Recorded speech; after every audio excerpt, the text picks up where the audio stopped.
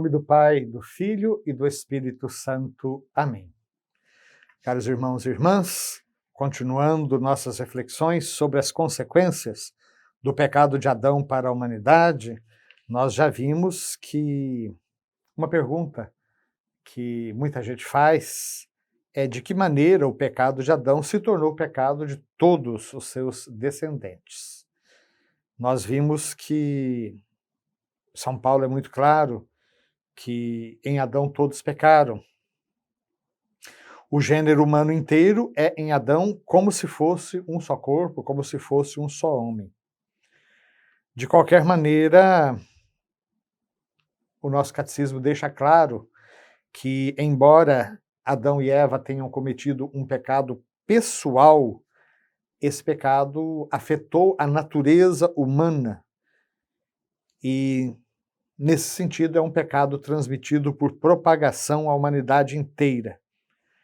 E por isso, o pecado original ele é denominado pecado de maneira analógica. É um pecado contraído, não um pecado cometido. É um estado e não um ato. Isso dito porque sempre o pecado é considerado o ato de uma pessoa. Vimos como, por analogia, nós podemos falar de um pecado estrutural.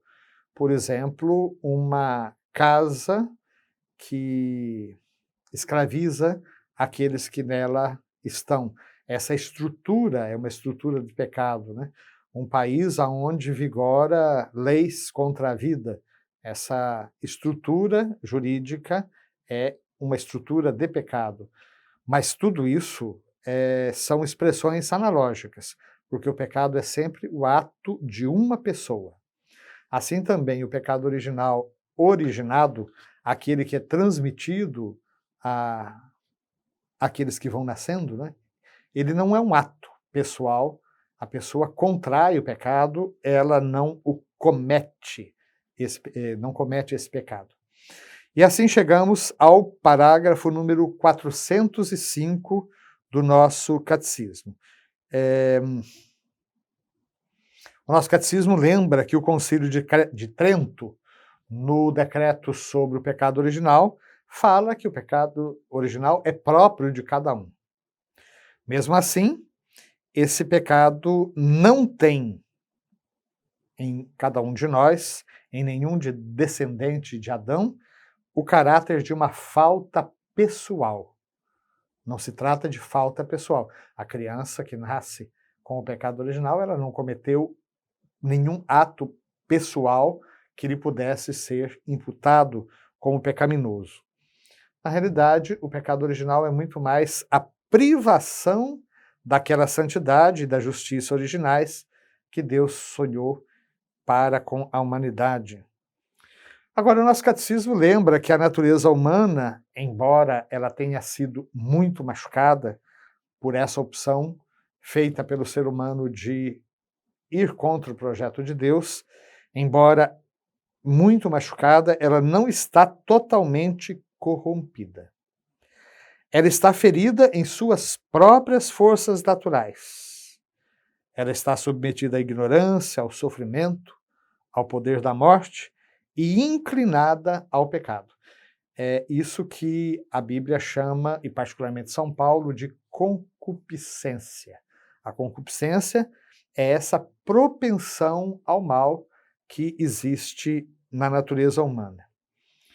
E aqui que entra o sacramento do batismo. O batismo, ao conferir a vida da graça de Cristo, ele apaga o pecado original, aliás, ele perdoa todos os pecados pessoais também, e faz com que a pessoa se volte para Deus. No entanto, as consequências sobre a natureza humana enfraquecida e inclinada para o mal permanecem, mesmo depois do batismo, e nos convidam, nos incitam a um combate espiritual. Então vejam, a pessoa que foi batizada, ela foi sim perdoada de todos os seus pecados, seja do pecado original, seja dos pecados pessoais. Mas aquele machucado, aquela ferida que acontece na natureza humana, ela permanece. Ou seja, a nossa natureza humana permanece enfraquecida, mesmo depois do batismo. E por isso a vida do batizado também é marcada por um combate espiritual. E chegamos ao parágrafo número 406. E aqui o nosso catecismo cita um concílio pouco conhecido, o Concílio de Orange, e cita também, sempre de novo, o Concílio de Trento. O texto diz o seguinte: a doutrina da Igreja sobre a transmissão do pecado original adquiriu precisão, sobretudo no século V, em especial sob o impulso da doutrina de Santo Agostinho contra o pelagianismo, e no século XVI em oposição à reforma protestante. Do que é que o nosso catecismo está falando? Santo Agostinho, entre os seus muitos embates, Santo Agostinho foi um grande doutor da Igreja, um grande bispo. Ele viveu no norte da África.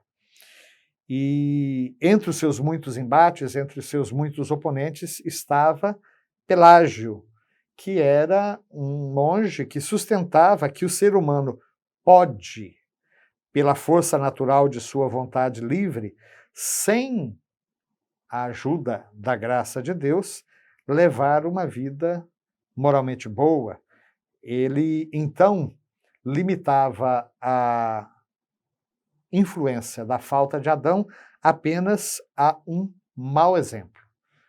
Então, o pecado original originante, aquele de que fala o livro do Gênesis no capítulo 3º, o pecado dos primeiros pais, seria apenas um mau exemplo.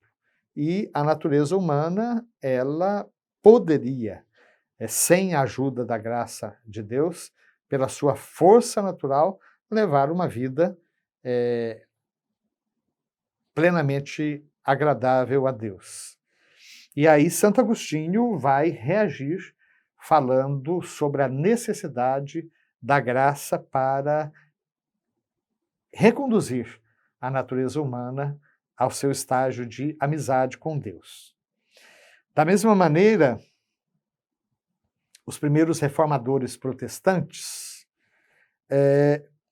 na direção oposta, ensinavam que o homem estava radicalmente pervertido e a sua liberdade tinha sido anulada pelo pecado original. Então, eles identificavam, os primeiros reformadores, o pecado herdado por cada homem com a tendência ao mal que seria insuperável. Essa concupiscência seria insuperável. Então, a Igreja vai, seguindo tanto Santo Agostinho como depois se manifestando no Concílio de Trento, assumir uma posição de equilíbrio.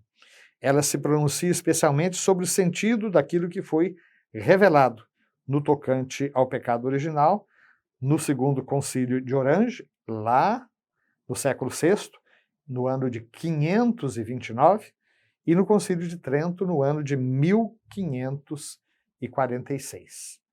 Então, nem tanto ao mar, nem tanto à terra.